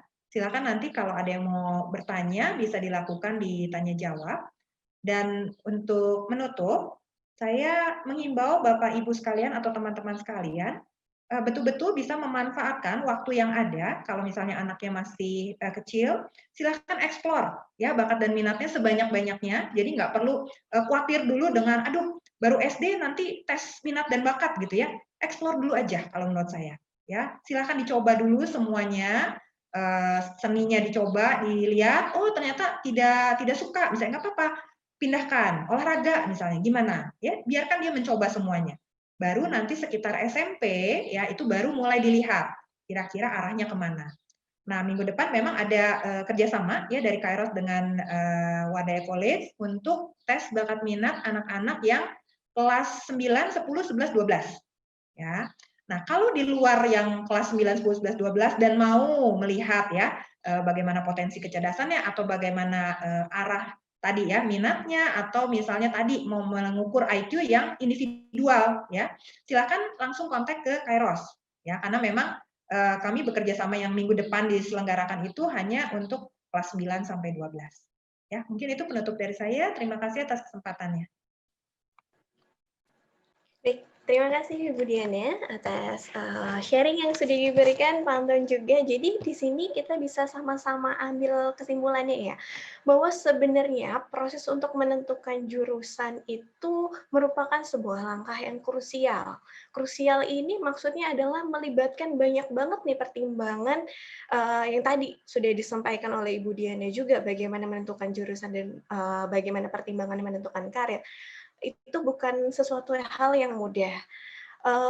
Tapi itu jadi sebuah langkah utama atau langkah pertama yang perlu diambil secara tepat. Nah, kita perlu tahu juga nih, kalau menurut tadi Pak Anton bilang, kita perlu tahu jurusan apa yang lagi tren saat ini, kita juga perlu untuk menyesuaikan diri, menyesuaikan kompetensi-kompetensi yang dibutuhkan, kemudian tapi tetap juga harus sesuai nih dengan kemampuan, minat, dan bakat yang dimiliki. Nah, tadi juga sempat dibahas oleh Ibu Diana sekilas mengenai akan ada ya bagaimana tes untuk menentukan jurusan sesuai dengan minat dan bakat. Dan di sini Wardaya dan Kairos Psikologi Utama punya kerjasama nih untuk pelaksanaan tes tersebut. Nah, saya akan share sedikit, jadi rekan-rekan sekalian yang membutuhkan bisa langsung di screen capture. Saya share screen sedikit. Nah, ini dia. Jadi akan dilaksanakannya Sabtu depan, itu pukul 13 sampai dengan selesai. Ini online atau melalui media Zoom. Jadi bisa diakses oleh seluruh siswa yang ada di Indonesia. Namun memang ini untuk kelas 9 sampai 12 aja gitu. Kemudian caranya silakan hubungi nomor yang tertera di sini atau bisa langsung registrasi di link yang ada di sini. Jadi untuk yang membutuhkan bisa langsung aja di screen capture supaya tidak tertinggal informasinya. Oke, kemudian kalau tadi sempat dibahas juga oleh Ibu Diana, jika ada yang membutuhkan informasi di selain siswa sekolah kelas 9 sampai kelas 12, bisa langsung menghubungi kami di nomor berikut, di kontak berikut. Boleh juga yang ini untuk di screen capture supaya tidak tertinggal informasinya. Oke, jika sudah kita akan langsung nih ngobrol-ngobrol sedikit dengan pembicara kita melalui pertanyaan-pertanyaan yang sudah masuk. Kita buka dulu dari pertanyaan yang sudah masuk di Google Form atau saat pendaftaran gitu. Untuk Pak Anton dulu kali ya. Oke, untuk Pak Anton di sini ada pertanyaan masuk nih Pak. Mengenai bagaimana nih mengembangkan karir namun terbentur nih dari segi ekonomi. Gitu. Bagaimana pengembangan karir yang optimal bila terbentur dengan keterbatasan ekonomi? Silakan Pak. Ya, oke, terima kasih Bu Nisha. Ya, jadi kalau misalnya karir itu kan sebenarnya gini ya, bukan ditentukan oleh ekonomi ya, menurut saya. Jadi menurut saya itu kalau soalnya banyak juga kalau misalnya kita terbentur dengan ekonomi itu eh, bukan kendala utama ya. Malah saya lihat banyak sekali orang-orang itu yang mau mengubah nasibnya ya, mengubah nasibnya dan akhirnya bisa berubah gitu loh. Dan itu kalau dia pertama kali dia menentukan misalnya dia jurusannya memang tepat gitu ya, itu dia akan maksimal di dunia kerjanya dan dia bisa berkarir dengan baik juga. Itu bahkan kalau saya lihat perhatikan anak-anak yang ingin mengubah nasib itu fighting spirit-nya lebih kuat ya. Itu. Dan yang kedua adalah sekarang ini jangan takut ya, banyak sekali beasiswa yang ditawarkan ya. Jadi banyak sekali beasiswa yang ditawarkan oleh universitas gitu ya, untuk mereka bisa raih gitu. Jadi jangan oh saya nggak punya kesempatan nih untuk kuliah di luar ya. Soalnya banyak sekali murid saya juga yang dapat kesempatan itu ya. Jadi karena fighting spirit-nya kuat, dia akhirnya bisa belajar dengan baik ya, maksudnya dengan ngotot gitu ya. Dan akhirnya dia bisa dapat beasiswa juga. Itu. Jadi menurut saya ekonomi itu bukan masalah yang utama ya. Itu. Oke, terima kasih Bu. Oke, terima kasih Pak Anton. Pertanyaan selanjutnya agak menjurus atau terkait nih sama pertanyaan sebelumnya untuk Pak Anton juga. Ada banyak juga nih di pertanyaan yang menanyakan mengenai bagaimana sih Pak teknis yang bisa atau langkah-langkah yang bisa diambil untuk bisa menempuh pendidikan di luar negeri, kemudian untuk dapat beasiswa gitu Pak. Boleh diceritakan sedikit Pak? Ya, kita juga sering mengadakan ya seminar online ya. Jadi Bapak Ibu bisa langsung terkait dengan kami punya WA gitu ya. Nanti Rabu ini kami akan kedatangan 7 profesor dari Jepang, yaitu dari Tohoku University, dan mereka menawarkan beasiswa penuh juga. Dan hari Kamis itu mereka akan datang dari Chinese University of Hong Kong in Shenzhen. Itu ke semua dua universitas itu dalam berbahasa Inggris ya. Nanti di bulan September kami akan kedatangan juga webinar dari admission dari University of Toronto ya. Waterloo juga rencana juga akan ini ya. Dan mereka memberikan banyak beasiswa juga itu. Jadi jangan takut ya dengan era digitalisasi sekarang ini, sebenarnya semua informasi bisa diakses dari manapun gitu ya. Jadi dengan bahkan sekarang ini webinar seperti ini ya, bukan cuma mereka bisa datang, misalnya, oh dulu kan saya ngadain seminar onsite gitu ya, cuma orang Jakarta doang yang bisa datang gitu ya. Sekarang ini dengan digitalisasi, jadi dengan webinar seperti ini, dari semua daerah itu bisa dengerin. Ya, oke. Oke, baik. Kita lanjut ke pertanyaan selanjutnya ya. Sambil saya lihat-lihat. Oh, ini pertanyaan mungkin lebih cocok untuk Bu Diana nih, terkait sama pembahasan yang tadi nih, Bu, mengenai grafologi. Apakah dengan tulisan tangan dapat diketahui bakat anak dan skala kesuksesan anak? Silakan Bu Diana. Baik, terima kasih. Iya, tadi sekilas ya kita sudah lihat bonus dari saya mengenai grafologi, bagaimana melihat pola pikir. Nah, jika memang mau melihat lebih lanjut lagi, boleh nanti hubungi kami. Memang analisa tulisan tangan itu bisa melihat potensi seseorang, ya. Jadi apalagi kalau anak kita bisa lihat paling tidak misalnya sudah usia 8 tahun ya sudah bisa menulis begitu ya, sudah. Jadi jangan baru belajar huruf A, B gitu, tapi dia sudah bisa menulis, itu sudah bisa dilihat dari tulisan tangannya. Apakah misalnya arah minatnya kemana atau potensi kemampuannya lebih kemana. Karena ada bakat-bakat khusus yang memang bisa dilihat di tulisan tangan, misalnya kreativitas, ya, atau misalnya ada minat terhadap budaya, sastra, dan sebagainya. Gitu. Oke, jadi untuk arahnya udah bisa kelihatan ya Bu ya, selama usianya sudah mencukupi ya. Oke, kemudian ada lagi nih Bu. bagaimana nih kalau kita mau mengetahui bakat dan terutama minat anak introvert yang nggak banyak ngomong nih Bu, yang pas untuk karirnya nanti? Oke. Nah, itu sebetulnya sudah terlihat tuh bakatnya. Ya, jadi jangan berpikir bahwa kalau dia tidak banyak ngomong terus tidak berbakat gitu ya. Ya, dia tidak berbakat untuk banyak bicara, ya. Tetapi dia punya bakat yang lain. Misalnya biasanya kalau yang introvert itu lebih tekun biasanya, ya. Tapi memang kalau mau lebih tepat, boleh diikutkan saja ke tes bakat minat. Itu akan lebih kelihatan, ya. Jadi kalau misalnya kita tes kan nggak perlu ngomong, misalnya hanya menulis, ya, atau dia langsung praktek, gitu ya. Misalnya ada, kalau anaknya masih kecil, itu kita ada permainan-permainan, misalnya seperti itu ya. Dari situ bisa kelihatan. Biasanya justru yang introvert itu punya banyak kelebihan. Dia nggak banyak ngomong, tapi dia banyak action. Biasanya seperti itu. Ya, jadi silakan bisa dicek aja nanti melalui datang ke psikolog misalnya ya, atau orang tua bisa memperhatikan.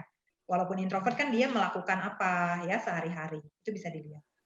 Oke, jadi introvert bukan berarti tidak memiliki minat atau bakat ya Bu ya. Oke, untuk pertanyaan selanjutnya nih. Oke, oh iya, ini untuk Pak Antoni kayaknya lebih cocok nih ya. Ada yang bertanya nih Pak, materi belajar seperti apa sih yang sebenarnya harus dikuasai oleh siswa supaya dapat mencapai karir yang sukses saat ke depannya gitu. Ada materi belajar yang khusus nggak sih? Gitu mungkin kali ya pertanyaannya. Pak masih di mute? Oke, terima kasih Bu Nisha ya. Tadi saya kasih contoh misalnya data science gitu ya.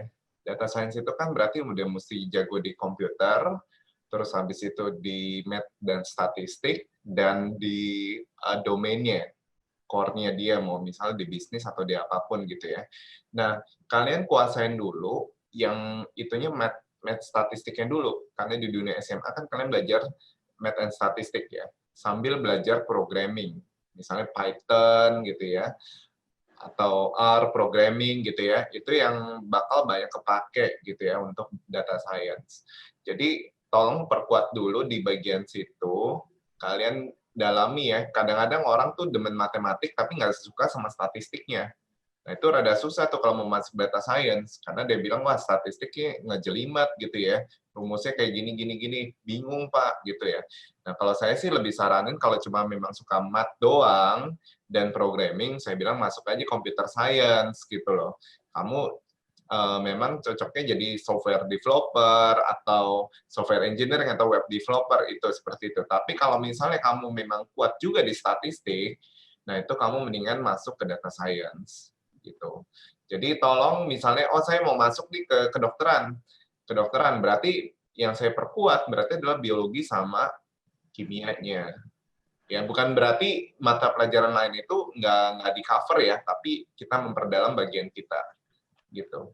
Ya, karena semakin ke atas itu biasanya semakin mengerucut gitu ya keahlian kita. Misalnya S1 apa, S2-nya apa, S3-nya semakin mengerucut seperti piramid.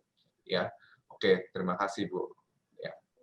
Oke, jadi memang tergantung ya Pak ya, mau arahnya kemana dan itu yang akan dikejar materinya ya. Ya. Oke, baik. Lanjut lagi, pertanyaan lainnya lagi. Oh, ini mungkin lebih cocok untuk Bu Dian ya nih. Oke, jadi ada perbedaan pendapat nih antara orang tua dan anak terhadap pemilihan jurusan. Bagaimana nih sebaiknya? Tetap pada orang tua, mungkin kayak pertimbangannya banyak pengalaman gitu kali ya, atau keinginan anaknya nih Bu? Silakan Bu Dian. Ya, ini banyak sekali terjadi ya. Jadi kalau kami melakukan tes bakat minat, biasanya ada konsultasinya ya dengan psikolog. Nah, ini juga yang nanti dilakukan minggu depan, itu sudah termasuk ya konsultasi pribadi dengan psikolog yang membuat laporan. Jadi dimanfaatkan ya, dimanfaatkan dengan baik karena ada kesempatan untuk diskusi dengan psikolognya. Nah, sering terjadi perbedaan memang. Orang tuanya menginginkan anak mengambil jurusan A misalnya, sementara anaknya ingin B. Dan biasanya karena tes bakat minat itu kan memang anaknya yang mengisi. Jadi biasanya keluarnya tuh mengarah sesuai dengan anak, ya, sehingga orang tua biasanya bertanya-tanya apakah ini real atau bagaimana. Nah, begini, pada saat memilih, ya, itu nanti yang menjalani itu anak. Jadi memang harus dipertimbangkan kemampuan dan minat anaknya. Ya, kalau misalnya yang diinginkan orang tua itu tidak sesuai dengan kemampuan anak, nanti anaknya stres. Ya, itu karena misalnya ambisi orang tua, ya, padahal anaknya nggak mampu atau anaknya tidak berminat.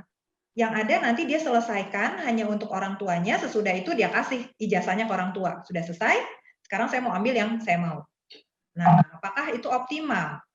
Kan enggak, sayang, gitu ya. Jadi lebih baik memang harus ada kompromi.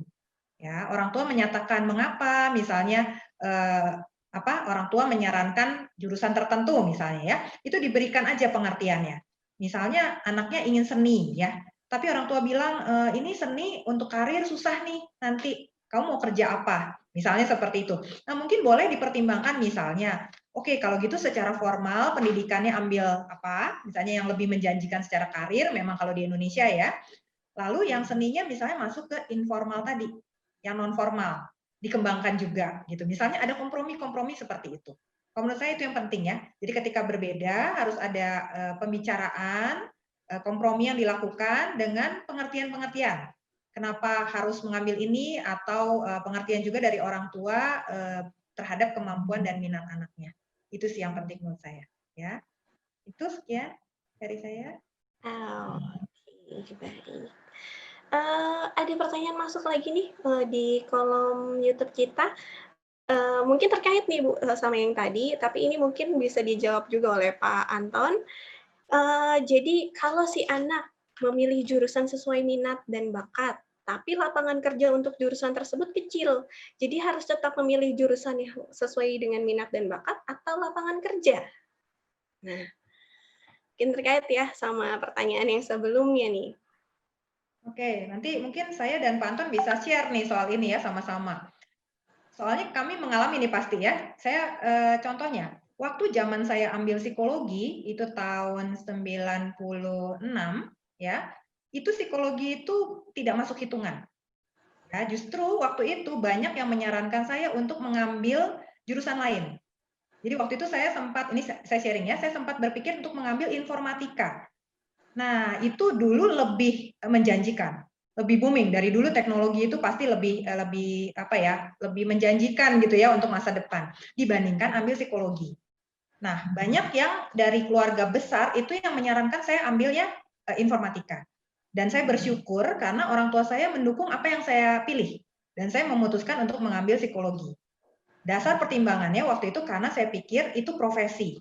Ya tadi ya salah satunya profesi, dan kalaupun saya mau belajar teknologi IT misalnya, saya bisa belajar setelahnya atau otodidak nantinya, gitu ya. Itu dasar pertimbangannya. Dan ternyata waktu itu juga setelah sampai dengan sekarang, masa-masa setelah saya lulus ya lalu ambil S2 dan sebagainya, justru sekarang saya sangat menikmati gitu ya mengambil psikologi ini, dan justru sekarang banyak sekali booming fakultas psikologi ya, dari mulai mungkin kira-kira 5 tahun terakhir itu justru booming psikologi. Jadi kalau menurut saya pastikan dulu ya, yakinkan dulu kemampuan kita, minat kita apa, lalu memang anaknya harus punya tadi adversity yang kuat ya, fighting spirit ya. Jadi memang kita yakin dengan apa yang kita pilih, berkembang di situ, nanti pasti walaupun kesannya gitu ya waktu itu lapangan kerja tidak banyak waktu itu, tapi waktu kita lulus nggak ada yang tahu ya.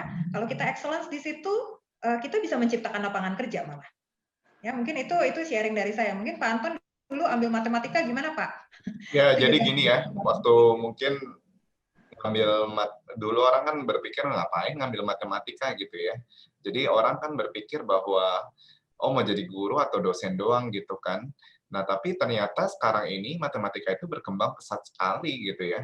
Jadi kalau misalnya kalau kita bisa kembangkan sesuai dengan passion kita, ya sesuai dengan passion kita, bahkan yang sekarang ini mungkin sedikit gitu ya dulu kan matematika nggak se-booming sekarang gitu ya, istilahnya ada data science, ada actuarial science gitu ya. Nah, tapi kalau kita bisa maksimal di situ, ya pasti akan, istilahnya akan mudah sekali untuk nanti mencari pekerjaan, kayak gitu loh. Kenapa? Kayak misalnya nih, saya misalnya orang di matematika murni gitu ya, waktu saya kuliah. Yang kuliah itu kan sedikit ya matematika murni. Tapi kenapa saya bisa, karena matematika murni itu tuh belajar konsep ya, belajar konsep. Jadi saya kemana-mana tuh gampang gitu loh. Jadi saya mau ke data science saya bisa gitu ya, ke actuarial science saya ngerti gitu ya. Oh belajarnya cuma kayak gini. Nah akhirnya walaupun dulu yang orang nggak lihat gitu ya, nggak pandang gitu ya istilahnya ya. Nah tapi kita bisa, kalau kita bisa maksimal di situ, kita akan bisa karir kita jauh lebih sukses gitu. Ya, jadi jangan sampai kita tenggelam gitu ya dengan orang lain gitu ya, malah kita nggak maksimal gitu loh, ya. Oke, karena kita bukan passion di situ ya, ternyata, oh saya bukan passion di situ, tapi karena semuanya ikutin gitu ya, oh computer science gitu ya, semuanya lagi booming sekarang ini. Ternyata kita malah jadi tenggelam gitu loh, dibandingkan teman-teman kita yang memang suka dengan computer science, ya. Oke, thank you, Bu. Oke, pertanyaan terakhir nih sekalian kita mau menutup acara kita hari ini. Boleh di-sharing nih Pak, ini untuk pertanyaan untuk Bu Diana dan Pak Anton juga nih. Agar mempunyai karir yang sukses, apa harus nih sekolah tinggi-tinggi? Oke, boleh silakan dijawab Pak, Bu. Ya, kalau saya sih selalu bilang gini ya, kalau di zaman digital sekarang ini, orang itu kan minimal, kalau kita cuma lulusan minimal lulusan SMA aja kan kayak kurang ya. Sekarang ini dengan keterampilan yang mesti komputer gitu ya, istilahnya anak-anak orang-orang itu mesti bisa komputer. Coba kita lihat aja ya, misalnya sekarang ini di mesin GTO lah ya, yang biasanya orang kan di tol ya, itu kan biasa bayar pakai ada orang yang ini ya, tapi digantikan oleh mesin GTO. Nah, kalau misalnya sekarang ini banyak, saya selalu ngomong ke anak-anak, kalian itu persaingan kalian sekarang ini bukan antara manusia dengan manusia lagi. Persaingan kerja itu kalian dengan mesin atau robot. Itu. Jadi banyak pekerjaan manusia akan digantikan oleh mesin atau robot. Kalau kalian nggak kuliah, minimal S1 dengan baik gitu ya kalian akan mudah tersingkirkan nanti waktu kerja. Itu makanya saya selalu mau motivasi anak gitu ya. Kalau bisa sampai minimal S2, S3 ya kenapa enggak gitu. Karena sekarang ini kebutuhannya semakin ke arah situ. Itu. Ya, karena S1 kan udah banyak kali gitu ya. Oke, jadi bukan berarti pendidikan zaman dulu misalnya Facebook ya, si Mark gitu ya bisa DO aja udah bisa tuh bikin Facebook gitu ya, atau misalnya siapa gitu ya, dia nggak sekolah tinggi-tinggi bisa. Nah itu kan kejadiannya waktu zaman dulu gitu ya. Sekarang ini kalau bisa kalian bisa sampai tinggi itu jauh lebih baik gitu ya. Bahkan kalau bisa jadi entrepreneur gitu ya, ciptain lapangan pekerjaan yang banyak untuk banyak orang itu jauh lebih baik ya. Oke, thank you dari saya. Ya, menambahkan ya. Jadi mungkin tadi pertanyaannya apakah harus begitu ya? Nah, mungkin kita ganti ya, bukan masalah harus tidak harus. Karena kalau harus itu jadi kayak beban gitu ya. Tapi sebetulnya butuh nggak? Gitu ya, perlu nggak? Itu lebih baik. Kenapa? Karena begini, kalau anak itu memang suka dengan bidangnya, dia akan cari lagi. Dia akan merasa butuh, merasa haus dengan ilmu yang lebih dalam. Gitu ya. Jadi anaknya akan mencari sendiri. Misalnya lulus S1 dia akan kok kayaknya masih kurang ya. Kayaknya saya pengen belajar lagi. Misalnya begitu, ya. Maka dia ambil S2 dan seterusnya. Tapi ada juga anak-anak mungkin yang dia lebih butuhnya sifatnya praktis. Jadi mungkin dia tidak mengambil S2 gitu ya, tapi dia mengejar sertifikasi misalnya, ya, ujian kompetensi atau dia mengambil kursus apa gitu ya yang non formal tadi. Nah, itu juga bisa. Jadi silahkan kalau menurut saya sih kembali kepada masing-masing individu ya. Apakah memang tipenya yang membutuhkan pendidikan yang lebih dan lebih dari segi S1, S2 dan S3 misalnya seperti Pak Anton ya. Ada kebutuhan untuk itu ya, untuk bisa mencari ilmu lebih dalam. Ada juga yang memang lebih suka mempraktekkan ya, lebih suka yang praktis sehingga dia merasa tidak butuh. Jadi jangan dengan kata harus mungkin ya. Jadi kalau dia memang lebih optimal gitu ya dalam bidang misalnya, oh yang penting saya bisnis gitu ya, saya belajar aja, misalnya saya ambil sertifikasi ISO misalnya buat bisnis saya, misalnya seperti itu. Atau saya belajar lagi ilmu lain, saya belajar akunting misalnya untuk jadi generalis tadi. Itu juga nggak masalah. Ya, tapi silakan dicari dulu kemampuan dan minatnya tadi, lalu berkembang. Ya, mau menjadi excellent itu bagus sekali ya. Jadi kita mau excellent dalam bidang kita. Nah, apa yang dibutuhkan, apa yang dirasa diperlukan, silahkan. Ya, pengembangan diri juga perlu, soft skill ya. Jadi jangan bicara hanya hard skill, tapi soft skill juga perlu. Ya, itu mungkin tambahan dari saya. Baik. Jadi sebenarnya memang kalau pendidikan itu sebenarnya penting, tapi pendidikan yang sesuai dengan kebutuhan itu yang utama ya. Baik, sekali lagi mengingatkan teman-teman sekalian, memang kalau misalnya memilih jurusan atau memilih bidang karir itu memang tidaklah mudah, tapi ini sesuatu yang bisa diusahakan dan bisa dicari bersama-sama, dan beberapa caranya sudah di-share oleh pembicara-pembicara kita yang keren hari ini. Kemudian tadi saya cek di kolom YouTube tuh masih banyak pertanyaan-pertanyaan yang masih belum terjawab nih, tapi nggak kerasa kita udah 1,5 jam ngobrol-ngobrol, nggak kerasa ya karena materinya menarik sekali. Bagi yang belum merasa terjawab, boleh langsung email ke kami, ke info@kairosconsulting.com. Di situ bisa ditanyakan saja secara spesifik pertanyaannya apa. Gitu, nanti akan kami jawab satu persatu. Oke, baik, Bu Diana, Pak Anton, masih ada yang ingin ditambahkan? Ya, jadi bagi Bapak Ibu sekalian atau teman-teman sekalian yang memang masih bingung tadi ya untuk memilih jurusan, boleh konsultasi ke kami, boleh juga ikut yang minggu depan ini. Ya, mumpung lagi ada kerjasama dengan Wadaya College. Jadi silakan memanfaatkan kesempatan ini, daftar langsung ke Wadaya untuk ikut yang minggu depan secara online. Jadi betul tadi terbuka untuk semua lokasi ya, artinya tidak dibatasi lagi lokasi, mau di pelosok manapun Indonesia boleh, silakan ikut. Ada di luar negeri misalnya saat ini, silakan juga ikut. Kita juga ada tes yang dalam bahasa Inggris ya, jadi jangan khawatir, silakan boleh join ya. Itu aja. Baik, terima kasih atas pemaparan dan waktunya pada pembicara-pembicara kita hari ini. Dengan berakhirnya statement dari Bu Diana tadi, berakhir pula untuk webinar hari ini. Semoga ilmunya bisa sama-sama bermanfaat untuk kita semua, dan sampai jumpa.